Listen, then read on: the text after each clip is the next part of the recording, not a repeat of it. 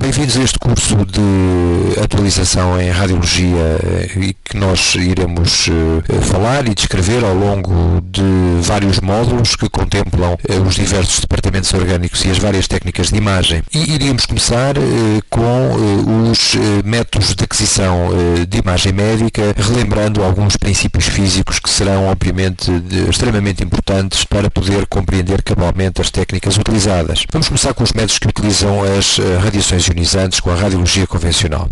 Nas imagens podemos ver a figura de William Röntgen, que é o autor da descoberta dos raios-x em 1895, e à direita podemos ver a imagem que corresponde à radiografia da mão do seu colega e colaborador e que foi apresentada na sua conferência de demonstração da radiação X na Sociedade de Física Médica de Würzburg em 1896. Nestas duas imagens podemos ver o Instituto de Física onde Röntgen trabalhava e, à direita, a comunicação da descoberta da radiação X, portanto, o manuscrito original, portanto, que descreve esta nova forma de raios. A radiação X e, de uma maneira geral, algumas das formas de imagem médica que iremos ver e estudar pertencem ao espectro da radiação eletromagnética, tal como se demonstra neste dispositivo. Nós podemos ver que esta varia desde a radiação X e os raios gama que se encontram na parte mais baixa com menor comprimento de onda do espectro de radiação eletromagnética, passando depois, e onde está também incluída, portanto, a tomografia computerizada e a medicina nuclear e, logicamente, a mamografia, para depois irmos entrando em comprimentos de onda relativamente crescentes, indo para os ultravioletas, depois para a faixa da luz visível, depois para os infravermelhos, microondas, radar, e podemos ver também que a ressonância magnética também ela é uma forma de radiação eletromagnética, mas aqui com um comprimento de onda muito longo, na ordem dos metros. Neste dispositivo podemos ver que a frequência da radiação eletromagnética é, por exemplo, bastante mais elevada no caso dos raios-x e dos raios gama e é uma frequência muito baixa, por exemplo, a nível das emissões de rádio ou também onde, mais uma vez, se situa a ressonância magnética. Portanto, os raios-x foram descobertos em 1895 por William Röntgen e são compostos por uma radiação eletromagnética invisível, não particulada, por aquilo que se costuma designar por um quanto de energia, daí uma certa diferença entre outras formas de energia eletromagnética. Quais são as suas principais características? Possuírem um reduzido comprimento de onda e uma elevada frequência, tal como vimos nos exemplos precedentes. Existem algumas propriedades ligadas à radiação X que são da máxima importância para podermos compreender a forma como as imagens médicas são obtidas.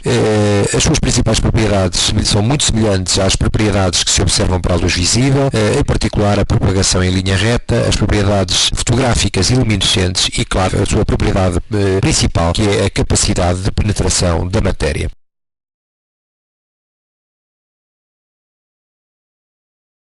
Nestas imagens podemos ver um diagrama de uma ampola de raio-x, a sua constituição genérica e à direita uma ampola tal como é hoje a sua configuração nos dias atuais. São constituídas essencialmente por dois polos, o polo negativo designado por cátodo e o polo positivo designado por ânodo e essencialmente o que sucede é que o cátodo é levado à incandescência, portanto um fio metálico que é levado à incandescência através da introdução de uma corrente elétrica, cuja intensidade é expressa em miliamperes e, obviamente, quanto maior for essa intensidade, maior será a incandescência do cátodo.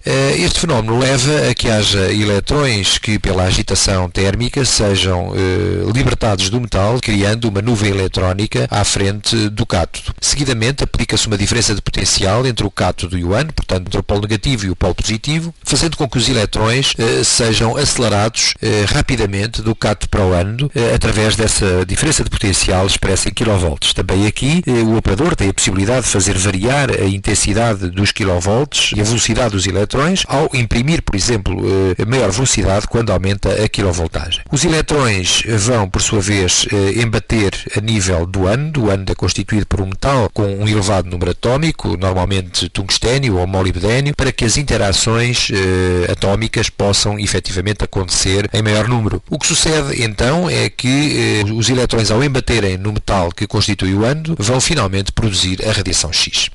Todo este fenómeno se processa no vácuo, representando-a pela cor violeta na imagem da esquerda e, portanto, corresponde ao invólucro de vidro que normalmente está a revestir as ampolas radiográficas. Na imagem da direita, diferenças mais significativas numa ampola atual são, para já, com a linha mais escura podemos ver o invólucro metálico e depois o invólucro de metal, e cá temos nós as duas zonas correspondentes ao cátodo, ao polo negativo, e ao ânodo, portanto, ao polo positivo. A única diferença, talvez mais visível, é que o ânodo deixou de ser um ânodo fixo, o que tem a vantagem de que os elétrons não vão sempre embater na mesma parte do metal, mas é um ânodo rotativo que tem determinadas rotações por minuto, cerca de 2 a 3 mil rotações por minuto, e como tal vai criar não um foco que sempre na mesma localização, mas antes uma verdadeira pista focal.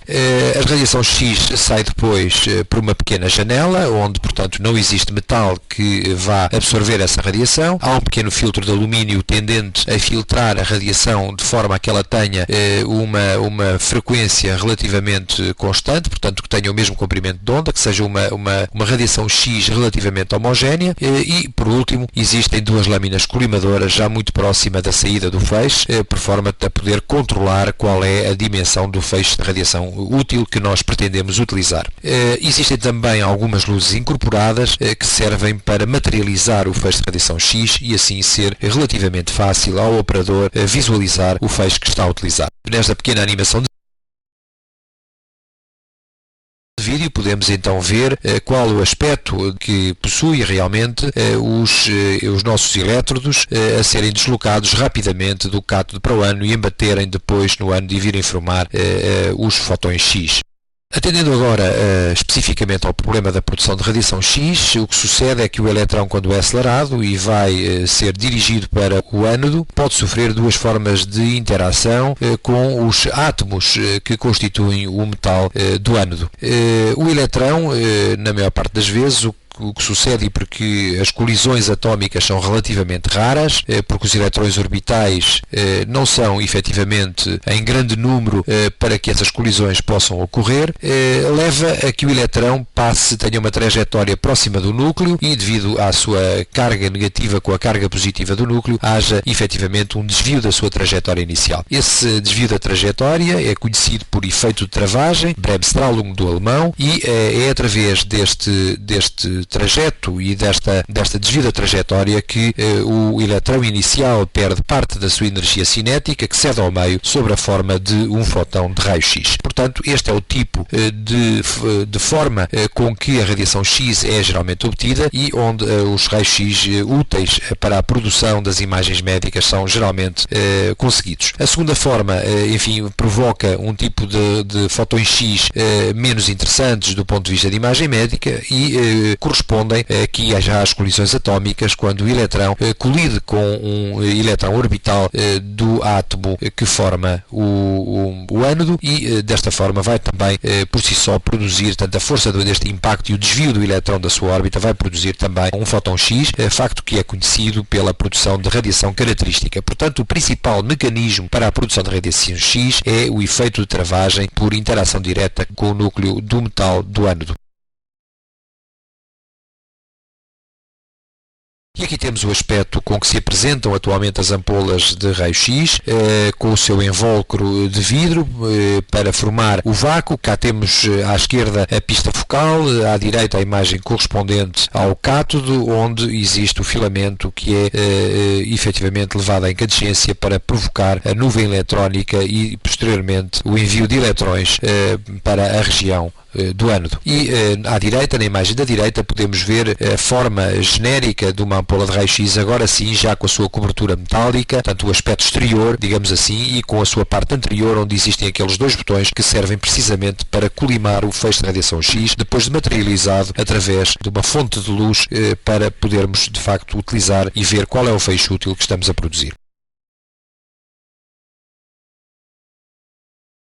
Vimos qual era, sucintamente, a forma de produção da radiação X e a constituição das ampolas radiográficas. Interessará agora, resumidamente, ver quais são as formas de interação da radiação X com a matéria. Talvez a mais importante do ponto de vista de imagem médica seja o chamado efeito fotoelétrico, em que um fóton X vai interagir com os átomos do objeto que atravessa, nomeadamente com os eletrões, pode levar também ao desvio de um eletrão da sua órbita, provocar um fotoeletrão, e isso leva a que o fóton X inicialmente emitido sofra uma espécie de lei do tudo ou nada, ou é absorvido ou efetivamente é capaz de passar através do átomo da estrutura que está a atravessar e vir finalmente a provocar imagem no meio do registro. Este é o tipo de efeito fotoelétrico. Obviamente depende do número atómico da matéria que atravessa. Quanto maior o número atómico, maior a capacidade para ocorrerem interações atómicas, e também está dependente da energia inicial dos nossos fotões, o que, como vimos atrás, é dependente da quantidade de kilovolts que foram aplicados na diferença de potencial para acelerar os eletrões do cátodo para o ânodo. Uma segunda forma de produzir,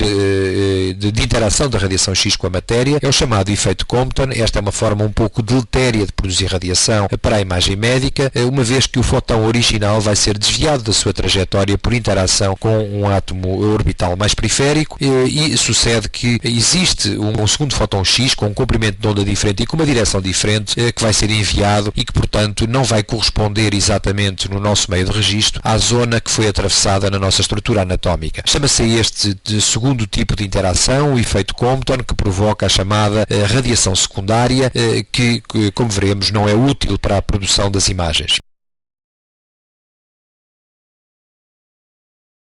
Com efeito, se tivermos aqui o esquema, o diagrama de uma ampola de raio-x e o seu feixe divergente a sair do foco, a cinzento é a imagem correspondente ao nosso objeto, podemos ver que os fotões que atravessam totalmente o objeto vão efetivamente imprimir o nosso meio de registro, que aqui é representado a azul. Sucede, no entanto, que por efeito Compton, alguns fotões vão desviar-se da sua trajetória inicial, portanto não vão representar adequadamente a anatomia pertinente que estão a atravessar. E esse tipo de radiação há que efetivamente evitar que ele chegue ao meio de registro. Isso pode ser feito através da aplicação deste sistema que aqui se demonstra, chamadas grelhas antidifusoras, que constituem pequenas lâminas de chumbo com uma orientação perfeitamente paralela em relação aos fotões que saem da ampola de radiação X, acompanhando a divergência do feixe de radiação. Portanto, é este o tipo de mecanismo que se utiliza para evitar a radiação secundária e é fundamental para a realização de radiografias, sobretudo em objetos muito espessos, onde as interações atómicas dos fotões X com a matéria são, obviamente, de esperar com mais frequência. Falámos até aqui da interação da radiação X com a matéria, falta-nos obviamente falar dos meios de registro. Até aqui, até há bem pouco tempo, o que possuíamos eram os filmes radiográficos e os ecrãs de reforço. O filme radiográfico constitui, ao fim e ao cabo, tem uma emulsão à base de brometo de prata, muito próxima aos tipos de emulsão utilizado nas películas fotográficas, e o que sucede é que os fotões X são capazes, obviamente, de provocar alterações químicas de tal forma que se formem sais de prata que têm uma tonalidade escurecida, uma tonalidade preta, quando são atingidos pela radiação X. Este tipo de filmes é constituído essencialmente por uma base de poliéster, que é o que dá a consistência dura às películas radiográficas. A emulsão pode ser apenas de um lado, pode ser, portanto, monoemulsionados ou possuir emulsão dos dois lados. Tem finalmente uma camada protetora mais externa. À direita podemos ver também a constituição do chamado ecrã de reforço. O ecrã de reforço surge precisamente para aproveitar as propriedades luminescentes que a radiação X possui e é constituída essencialmente por substâncias que têm capacidades fluorescentes e as quais, em contacto com a radiação X, vão ser capazes de emitir luz visível. Ora, tal como dissemos, a emulsão fotográfica que é utilizada nas películas de raio-x é efetivamente uma emulsão que também é sensível à luz visível e, desta forma, os ecrãs de reforço são um mecanismo utilizado para evitar a necessidade de ter que utilizar doses muito elevadas de radiação, podendo aproveitar algumas das suas propriedades, transformando-as em luz visível e ampliando e intensificando assim o efeito da radiação X sobre os objetos. Aqui temos a imagem do chassi radiográfico fechado, contendo a película no interior. À direita vê-se a imagem do chassi radiográfico aberto. A branco estão representados então os ecrãs de reforço. Geralmente há dois ecrãs de reforço por chassi, um ecrã anterior e um ecrã posterior. Claro que a imagem médica atual já não terá muito a ver com este tipo de abordagem, ou terá cada vez menos a ver com este tipo de abordagem, já que entramos numa era em que as imagens médicas são essencialmente objeto de transformação digital.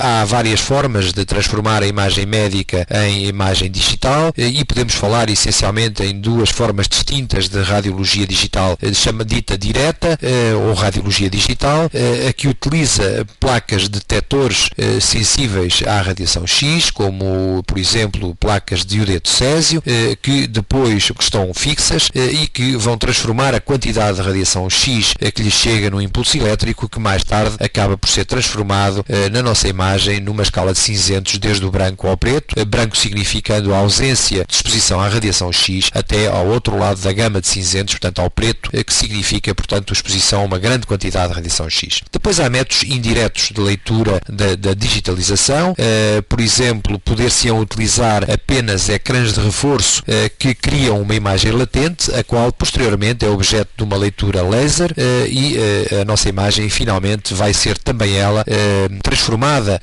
para visualização numa escala de cinzentos entre o branco e o preto. Por último, existe, claro, a forma mais simples, que provavelmente será bem conhecida de todos, que são os scanners de digitalização de filmes radiográficos e que pouco importarão para a forma geral de obtenção das nossas imagens médicas. Mas o futuro é de facto o ambiente que aqui vemos representado nestas duas imagens, concretamente uma forma de digitalização indireta, um digitalizador de chassis com ecrãs de fósforo, que são os ecrãs fluorescentes, e à direita podemos observar uma consola de trabalho possuindo os dados informativos respeitantes ao doente e em baixo a imagem que poderá ser manipulada eletronicamente.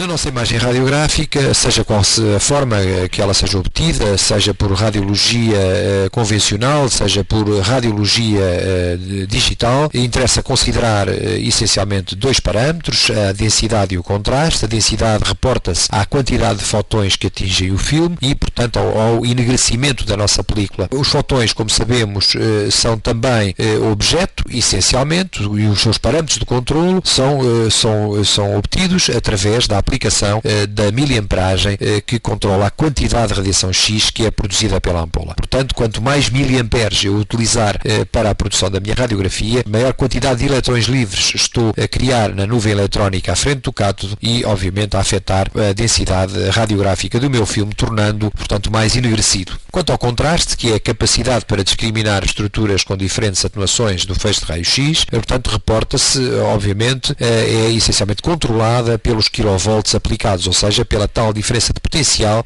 que anima os elétrons de uma determinada velocidade para embaterem no ânodo. Isso significa que se eu fizer radiografias com alta quilovoltagem, vou ter um efeito de maior penetração da matéria, mas ao mesmo tempo essa penetração da matéria vai-me tender para ter uma escala dinâmica de cinzentos maior, mais alargada, portanto mais cinzentos na radiografia, menos contraste globalmente. Portanto, esse é o efeito quando se aumentam os quilovolts na nossa radiografia. Como se apresenta a imagem na nossa radiografia final? Convirá dizer que, em geral, a nossa radiografia é um filme apresentado, em geral, em negativo. E é apresentado em negativo por uma razão de, obviamente, de comodidade e de prática, porque é escusado estar a criar um positivo da nossa imagem radiográfica inicial. Seria um processo moroso e que apenas iria onerar financeiramente, sem qualquer vantagem do ponto de vista diagnóstico. A apresentação do contraste do filme radiográfico, então, definimos essencialmente radiopacidades, onde existe absorção de radiação X, portanto, quanto maior for a absorção, menos enegrecida ficará a nossa película, portanto, mais branca. Pelo contrário, se houver grande penetração pela radiação X, então falaremos de radiotransparências e a nossa imagem será essencialmente preta. É óbvio que, como digo, o filme é apresentado em negativo, mas também pode ser apresentado com um contraste invertido, o que sucede muitas vezes quando se executam fluoroscopias ou radioscopias, e então, nessa altura, obviamente, a radiopacidade corresponderá às zonas pretas e a radiotransparência às zonas brancas na imagem de fluoroscopia.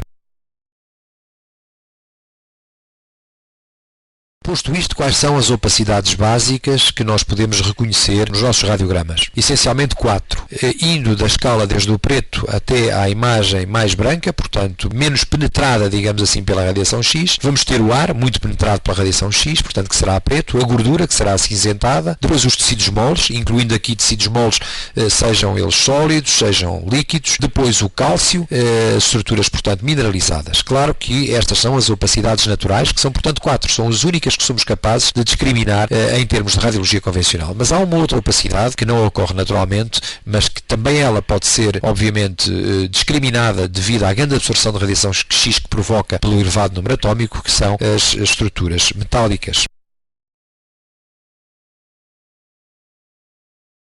Aqui temos um exemplo do aspecto radiológico global do radiograma do tórax, em que podemos observar que o ar por fora da caixa torácica é totalmente preto, ou o ar nos pulmões também, enquanto que, por exemplo, algumas faixas adiposas tenderão a ser cinzentas, os tecidos moles da caixa torácica já serão mais cinzentos ainda e, por exemplo, o mediastino, que é uma estrutura muito mais densa devido à sua maior espessura e ao facto de ter por trás a coluna vertebral, absorverá ainda mais radiação X e, portanto, ainda mais branca será a sua imagem. Na imagem da direita é uma fotografia de um exemplo de uma radioscopia em que se pode observar, portanto, a imagem com o contraste invertido, mas com o mesmo significado. Em radiologia falamos essencialmente em radiotransparências e radiopacidades.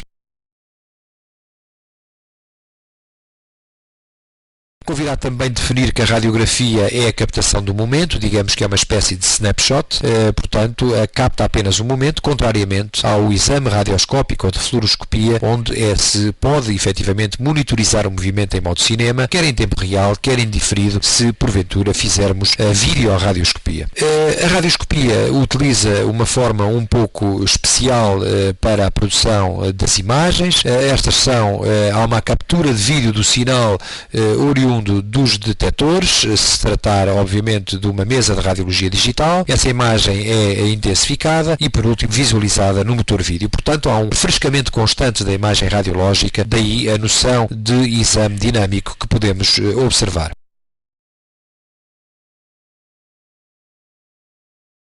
E esta é já a imagem habitual de uma radioscopia a ser executada num estudo com intensificação de imagem. Claro que aqui é fundamental a proteção radiológica dos operadores com aventais de chumbo, porque a radiação X vai ser produzida de forma ininterrupta durante alguns períodos de tempo. A imagem que vemos, portanto, o operador está com a zona que recebe a radiação X, seja uma placa de detectores, sejam ecrãs de reforço, ecrãs luminescentes.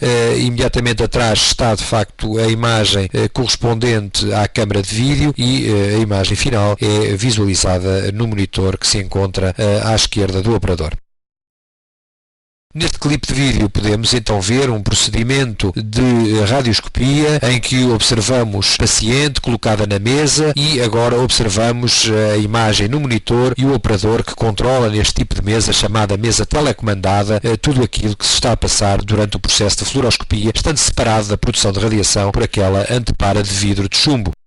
Esta é apenas uma imagem caricatural daquilo que era feito antigamente e onde podemos ver à direita, em baixo, num laboratório médico-cirúrgico, uma radioscopia feita ao vivo, de facto com uma ampola à frente do paciente e com o operador totalmente desprotegido, com um ecrã de reforço a tentar visualizar, a fazer uma radioscopia do tórax. Claro que aqui quem apanhava a dose cumulativa de muitas radioscopias era seguramente o operador. Entraríamos agora, e talvez fosse lógico, falar de algumas noções básicas da ótica radiológica. Em primeiro lugar, que a opacidade de um objeto depende essencialmente da sua espessura, portanto, quanto mais espesso o objeto, maior será a sua opacidade radiológica, mas também do número atómico. Essa é a razão pela qual, por exemplo, o chumbo é altamente atenuante da radiação X devido ao facto de ter um elevado número atómico e, portanto, as colisões e a absorção da radiação X será extremamente frequente, que dessa forma não chegará para impressionar a película radiográfica ou qualquer outro meio de registro. Segundo, outra noção importante são os efeitos de adição e subtração presentes nas radiografias. É preciso não esquecer que a opacidade final da nossa radiografia resulta da soma da absorção de radiação X pelos objetos individuais. E aqui temos a explicação do efeito de adição, com as setas a preto indicando o caminho da radiação X, 3 objetos a níveis diferentes, e na zona de interseção destes objetos, a opacidade radiológica final será obviamente maior, porque ela corresponde à soma da absorção da radiação X individual por cada um dos objetos atravessados pelo nosso feixe de radiação. Portanto, este é um efeito importante que ocorre nas nossas radiografias, que são essencialmente radiografias de projeção, onde todas as estruturas estão sobrepostas. À esquerda demonstra-se uma imagem de um efeito de subtração, pelo contrário. Temos um sistema com água, temos depois mergulhado à esquerda um copo sem água e à direita uma pequena taça também com água que está noutro plano da nossa radiografia. O que sucede é que na zona onde o copo que contém apenas ar substituiu o líquido que é mais denso, vamos ter uma zona mais preta, portanto significa um efeito de subtração. É o que se pretende demonstrar nesta radiografia do abdômen e que é provocado, condicionado pelas ânsias digestivas. Como se vê, as ânsias digestivas são bastante pretas e correspondem à zona onde a atenuação da radiação X é menor, precisamente porque não há tecidos moles para atravessar e as ânsias repletas de ar substituem esses tecidos moles. Pelo contrário, no exemplo da esquerda e ainda sobre a metade direita da imagem, vemos que aquela outra taça sobreposta com água vai reforçar, digamos assim, a opacidade da primeira tina de maiores dimensões com água, criando um efeito de adição. Portanto, esta é a explicação, em termos de óptica radiológica, para os efeitos de subtração e de adição tantas vezes presentes nas nossas imagens. Um outro ponto importante é, logicamente, o efeito tangencial. Esse efeito tangencial podemos apreciá-lo razoavelmente a nível desta garrafa, desta simples garrafa de plástico, em que vemos que a parede da garrafa parece ser mais densa que, por exemplo, a sua face anterior. Isto deve-se ao facto da radiação X ter que atravessar uma maior espessura nas zonas que são tangencialmente aproximadas, tangencialmente abordadas pelo feixe de radiação X, o que corresponde, logicamente, portanto, às zonas mais periféricas da nossa garrafa, razão pela qual a opacidade final será, logicamente, maior. Aqui temos um exemplo prático do efeito tangencial. Trata-se de uma radiografia do hipocôndrio esquerdo, em que é visível uma massa esférica com densidade de tecidos moles, mas que apresenta uma imagem linear curvilínea periférica bastante mais densa que o resto da opacidade. E isto corresponde à presença de calcificação na parede do quisto, que é abordada tangencialmente pelo feixe de radiação X e, portanto, não admira que a sua espessura final seja logicamente maior. Como será lógico, eu não consigo distinguir a presença de calcificações evidentes, quer na face anterior, quer na face posterior desta formação quística, mas apenas à periferia. Tratava-se de um volumoso quisto esplénico. Outros pontos importantes de óptica radiológica são a chamada penumbra geométrica. A penumbra geométrica deve-se ao facto de as dimensões do foco da ampola não serem pontiformes, mas antes terem uma certa dimensão. Isso leva a que existam fotões X que saem de um lado do foco da ampola e vão dirigir-se para o outro lado do objeto a radiografar. Claro que este efeito é tanto mais notório quanto maior for o foco da ampola. Por isso, se queremos ter radiografias de grande definição anatómica, precisamos de radiografias feitas com o foco mais fino possível. A ideia e o problema que cria essencialmente é uma penumbra geométrica à volta do objeto, portanto uma zona de penumbra que vem de facto distorcer e tornar menos nítidos os bordos de um objeto. Um outro ponto importante é aquele que se prende com o efeito de ampliação radiográfica e que se demonstra à direita. Aqui deverá essencialmente pensar-se que o feixe da radiação X não corresponde a fotões que sejam perfeitamente paralelos entre si, mas o feixe é essencialmente, tem uma morfologia triangular em tronco de cone, sendo um feixe divergente. Acontece por isso que o nosso objeto, quanto mais longe está do meio de registro, maior ampliação radiográfica terá, tal como nós, se tivermos a mão mais próxima de uma lâmpada, obviamente maior será a sombra da nossa mão que irá provocar. Contrariamente, se tivermos a mão muito próximo, por exemplo, da zona onde assentamos e o mais longe possível da lâmpada. Portanto, há de facto um efeito de ampliação radiográfica que é inerente à distância resultante entre o objeto a radiografar e o foco da nossa ampola. Por último, temos o último efeito, a chamada penumbra cinética ou de movimento. É a razão pela qual as estruturas a atravessar pela radiação X deverão estar totalmente imóveis. Este é um problema que se coloca sobretudo em termos de radiologia pediátrica, como podemos ver aqui, e que contribui severamente para a indefinição das estruturas a radiografar. Portanto, apesar da exposição ser feita durante breves instantes, ser uma exposição de alguns milissegundos, o que é a verdade é que pode haver movimento naquele lapso de tempo e criar imagens deste tipo.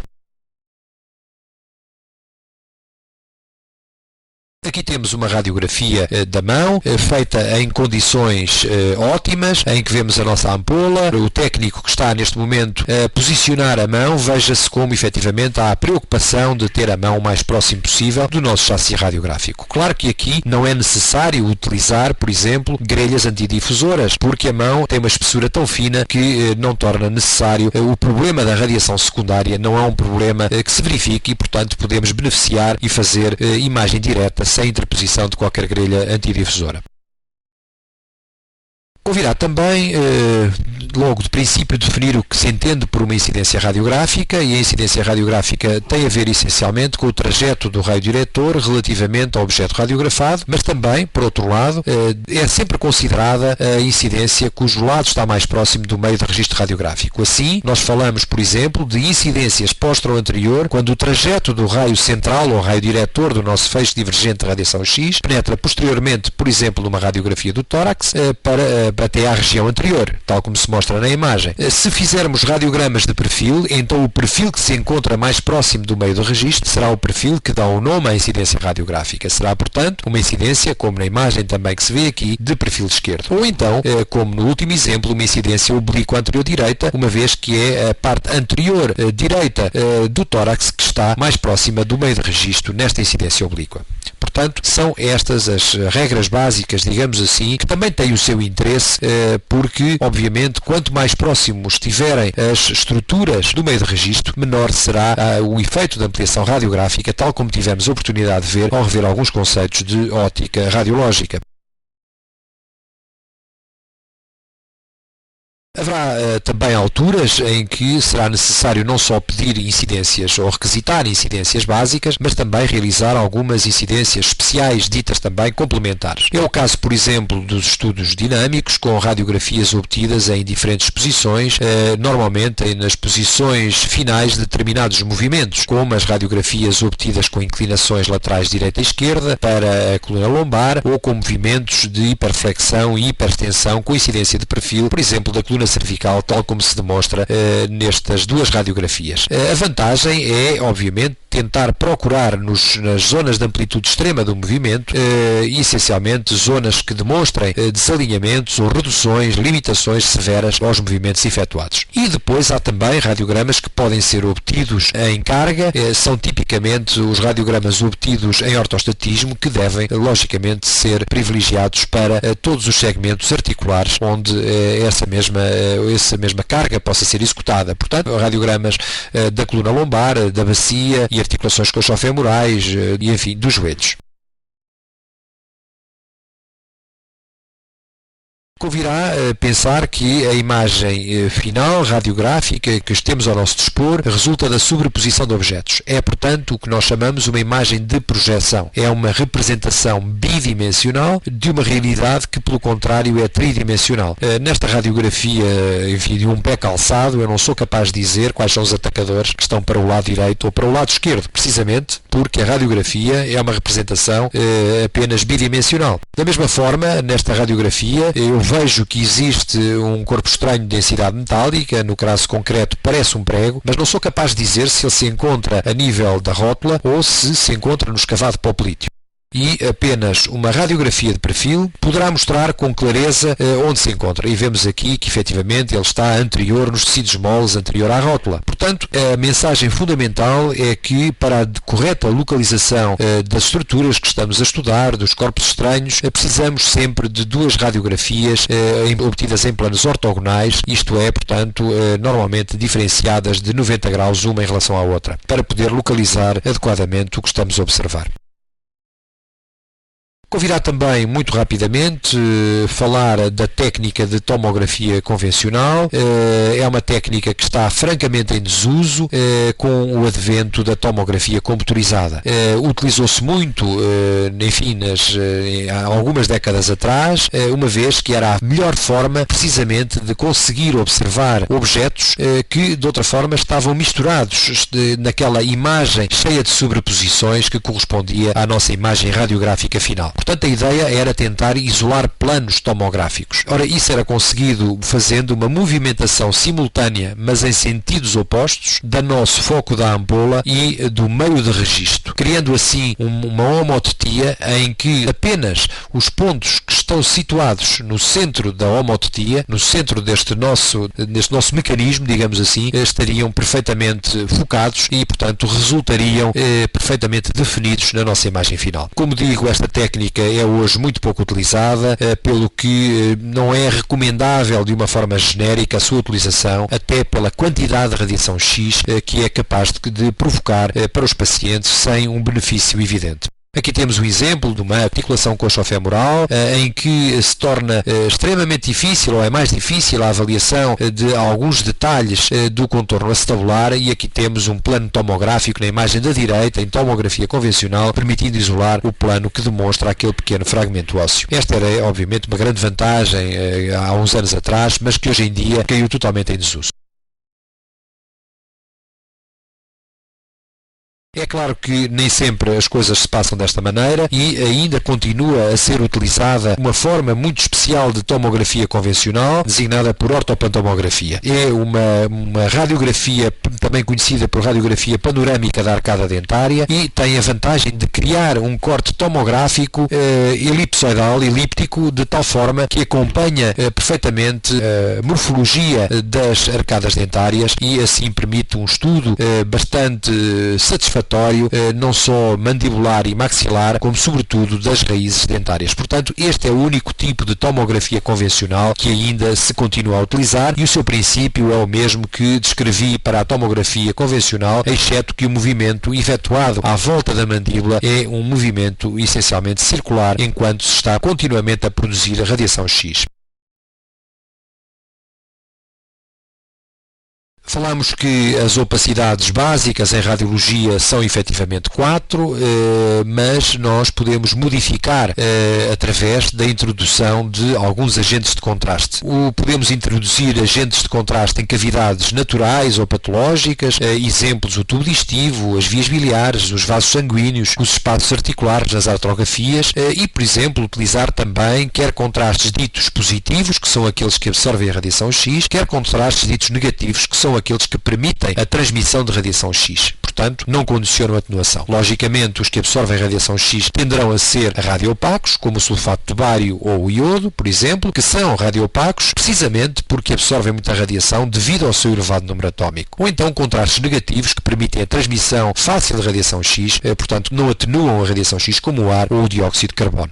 E aqui temos, enfim, dois exemplos sumários de exames do tubo digestivo, em que somos capazes agora de ver, logicamente, as estruturas que até aqui perfeitamente inaparentes e que apenas possuíam uma densidade genérica de tecidos moles, como acontece com o estômago, o cólon e o intestino delgado, e na imagem da direita com uma angiografia de subtração digital. Sobre a angiografia, apenas uma breve nota para falar desta pequena nuance técnica, mas que é realmente bastante importante. À vossa esquerda está uma imagem de angiografia convencional e aqui, introduzindo o contraste dentro dos vasos para fazer, como é o caso, uma angiografia cerebral, havia o problema da sobreposição dos ossos da calote craniana e dos ossos da base do crânio, que têm também uma densidade muito elevada e próxima do contraste intravascular que se pretende analisar. Criou-se hoje enfim, há vários anos esta parte, uma forma fácil e elegante de suprimir e de subtrair todo o osso presente nas imagens, que muito simplesmente obtendo uma imagem inicial sem contraste e depois as outras imagens com contraste e subtraindo umas imagens das outras, ficará só o que é diferente, e o que é diferente foi, obviamente, a introdução do contraste. Este é o princípio da chamada angiografia de subtração digital, e chama-se digital, obviamente, porque é uma angiografia em que a digitalização é efetuada por meios computadorizados. A angiografia é, de facto, uma técnica também que evoluiu muito. A técnica utilizada hoje é uma técnica que pode ser considerada minimamente invasiva. Apenas é necessário puncionar uma artéria à distância, em geral a artéria femoral, mas também poderá ser a artéria humeral. É introduzida uma agulha de punção na artéria, a seguir um fio-guia que é introduzido dentro do vaso, é retirada a agulha e depois, através deste fio-guia, é passado um catéter que se deixará no local. A grande vantagem deste tipo de abordagem, conhecida, como digo, pela técnica de Seldinger, é que é possível, de facto, levar este catéter até vasos muito distais e realizar angiografias seletivas, suprasseletivas de múltiplos territórios vasculares. Portanto, criando o tal conceito de mini-invasividade que é fundamental estar, obviamente, associado às técnicas de imagem, sobretudo quando elas são puramente diagnósticas. Nesta imagem mostra-se também a forma como é possível utilizar ou tirar vantagem da não mobilização do paciente. O paciente é deitado sobre esta mesa de exames e aqui será o conjunto da ampola e do meio de registro que, disposto num arco em C, é capaz de se mobilizar à volta do paciente. Portanto, desta forma, e sobretudo isto é utilizado nos exames angiográficos, é possível, logicamente, obter radiogramas em qualquer posição, em qualquer incidência, sem que o paciente tenha que se mexer minimamente, o que, como é lógico, se compreenderá facilmente para um doente que tem uma artéria puncionada no caso de uma angiografia. Terminada assim esta breve apresentação das imagens da radiologia convencional, valeria a pena referir que a experiência de um observador que não está habituado a ler exames radiológicos necessita de que exista alguma organização mental para que a patologia possa ser adequadamente mostrada. Assim, é fundamental realizar ou ter em linha de conta uma análise sistematizada das radiografias que contemple, em primeiro lugar, a identificação da radiografia, a data, o nome, o tipo de radiografia, reconhecendo-se a incidência que foi utilizada. Estes são os primeiros passos. Seguidamente, a avaliação da técnica da radiografia, saber se a radiografia é ou não uma radiografia que permite um determinado diagnóstico. E deve aí existir conceitos e critérios de qualidade, como seja a centragem da radiografia ou a avaliação dos parâmetros de exposição que iremos ver um pouco mais à frente. Depois, é preciso reconhecer o que é normal na anatomia, a sua localização e a sua estrutura, para só no fim de tudo partir então para o que é potencialmente anómalo ou anormal ou tido como anormal, tentando referenciar o seu número, a sua localização e analisando sobretudo a morfologia e a estrutura. A morfologia no que toca à forma e contornos, se é esférico, ovalado, ou, enfim, a definição essencial da forma, dos contornos, se são regulares, se são irregulares, e da estrutura. É fundamental comparar a densidade radiográfica e é fácil compará-la, por exemplo, se existe ou não uma densidade cálcica, tendo como linha de base a densidade observada a nível do esqueleto que circunda aquela zona radiografada, se existir, logicamente, e a estrutura também da imagem que estamos a observar e, sobretudo, se ela é homogénea ou heterogénea, o que pode também, obviamente, ter implicações diagnósticas importantes. Por isso, a análise sistematizada é importantíssima e os clínicos que terão menos experiência na interpretação radiológica deverão, efetivamente, seguir uma forma de raciocínio que lhes permite, da forma mais simples, chegar ao diagnóstico ou às anomalias, pelo menos, das radiografias, quando esse for o caso. A nota final é que efetivamente só se conhece o que se reconhece, portanto eu terminaria dizendo que efetivamente tudo isto é necessário porque é preciso criar padrões mentais para que efetivamente os padrões de normalidade e depois os padrões patológicos possam ser reconhecidos com facilidade.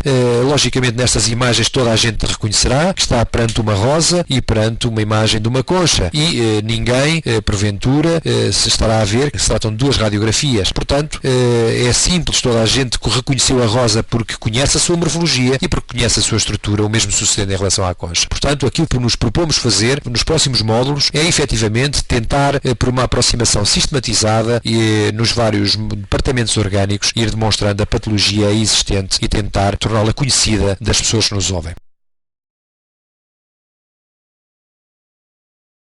E este é um ambiente também final onde a interpretação radiográfica deve ocorrer. Não será por demais salientar que a semiobscuridade é de facto fundamental, que as radiografias sejam iluminadas de forma satisfatória. Este é, por exemplo, um problema importantíssimo nos estudos mamográficos, já que é extremamente importante não perder pequenas subtilezas que podem estar presentes nas imagens e que podem fazer toda a diferença do ponto de vista de diagnóstico. Quanto à tomografia computurizada, ela valeu a Sir Godfrey Hounsfield o prémio Nobel